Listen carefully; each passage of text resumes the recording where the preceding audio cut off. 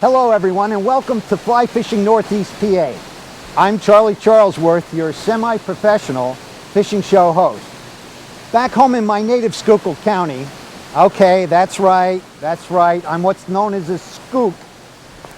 There's a reason I'm telling this story, so pay attention.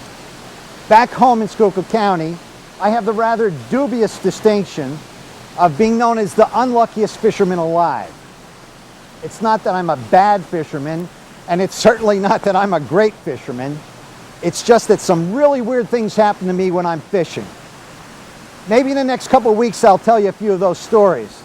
But let's get back to my point. My point is, I'm not the greatest fisherman, but I want to learn. So that's exactly what I'm going to do.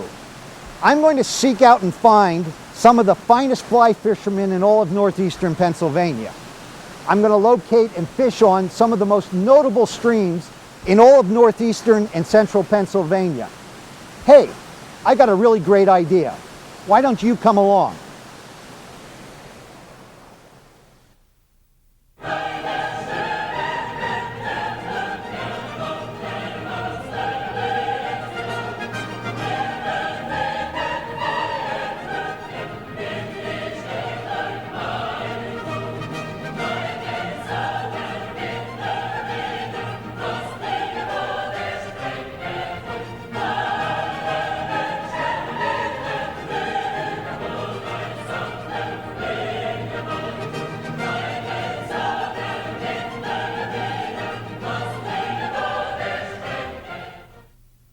We had driven the few hours south on the interstate and were approaching the entrance to the Allenberry Resort Inn and Playhouse, a rather unassuming entrance for such a fabled landmark.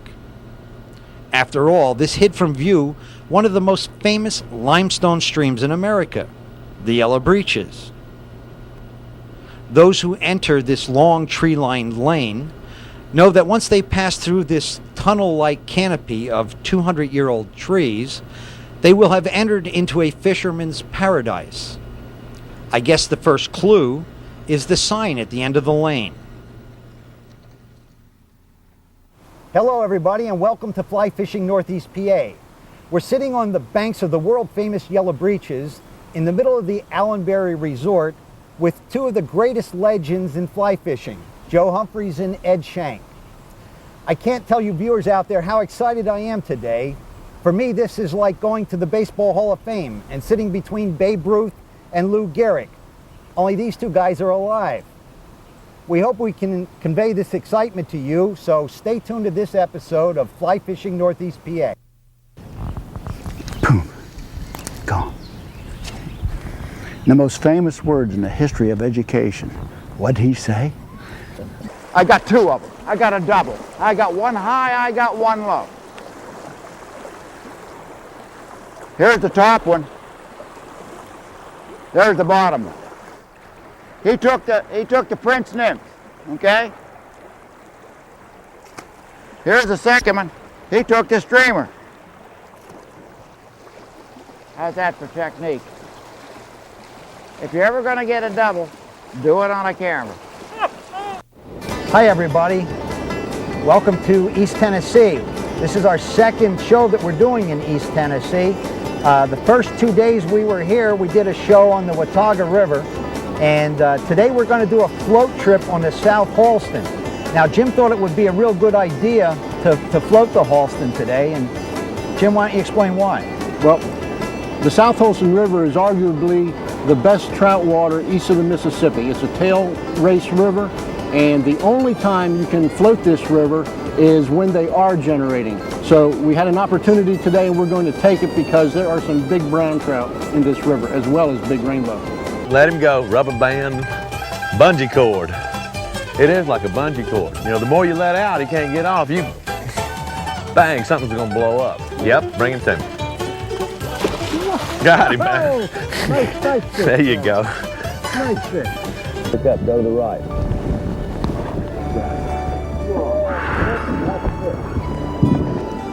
Whew. Whew. Nice trout, boys. There's your real Watauga. There's a real South Holston, bow. Whew. That's a nice fish. Nice rainbow. He's got teeth.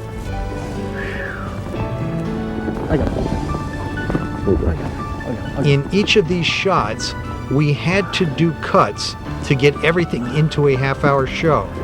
So you may not realize that 3 of these fish took 10 minutes to land, and this last one took 15 minutes. Nice fish, huh? You want to put him in, that's about it. We're at the New York State Visitor Center on Interstate 81, just above the Pennsylvania border. Each year, tens of thousands of visitors from Northeast PA pass by on their way to one location, Oswego County, New York. Pulaski, Oswego, Port Ontario. Hey, good morning. We're on Lake Ontario this morning. We got a bright and early start. We met down at the boat at 4:45. We were able to pull out from the Oswego Marina at 5 o'clock, and took us about a half hour to get out here. We're about 5 miles west of Oswego. We're here today with the host of our show today is Larry Morosky, who is the owner of Larry's Oswego Salmon Shop. And we're on the boat of Captain Mike Conroy, captain of the Proteus, and his first mate, Bob Bush. Fish on, fish on. Here we go, here we go. Come on, come on, come on. Come on, here we go. Get fish up, fish up. And we got... Watch your handle. Here we go. Coming up. Nice brown trout. Okay, whoa.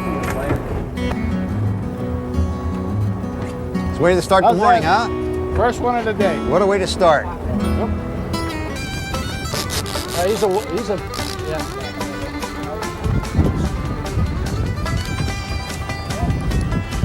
Hey, bring the taxidermist. We're ready for day 2 of our Pulaski pilgrimage. It's 4:30 in the morning. It's about 32, 34 degrees, just above freezing. We're waiting for our drift boat to arrive. One of the things that we've learned about our guides up here in Pulaski is the fact that they have no idea what the words cold, tired, or wet mean. Okay, we're on the Salmon River just east of Pulaski, and we're with our guide, Tom Burke, Captain Tom Burke. Tom, we just put in here at the bridge. What's this known as? This is the Pineville Bridge. It's about a third of the way down the river. Okay, and we're going to start out a little different this morning. We're going to be plugging. You want to explain to our audience exactly what plugging is?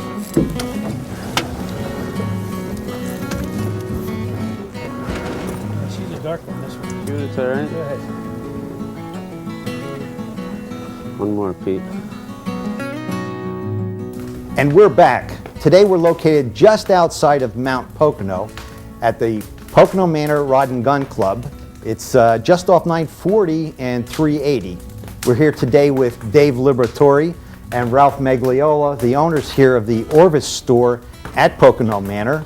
Welcome, gentlemen. Okay, and as everyone can see, we're talking snow here. We're talking dead of winter. We're not stopping fly fishing ever. Right through there. First time, not that First. old timer. There you go. Little pivot.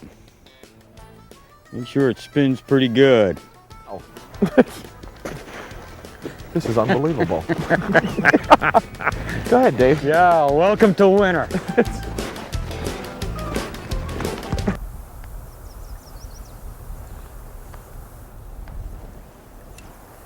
Good job.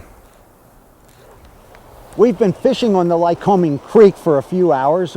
We've caught a few fish, but our time's running down, and we'd like to thank Ted Seibert for his guide today. I'm Charlie Charlesworth, and I wouldn't say it if it wasn't true.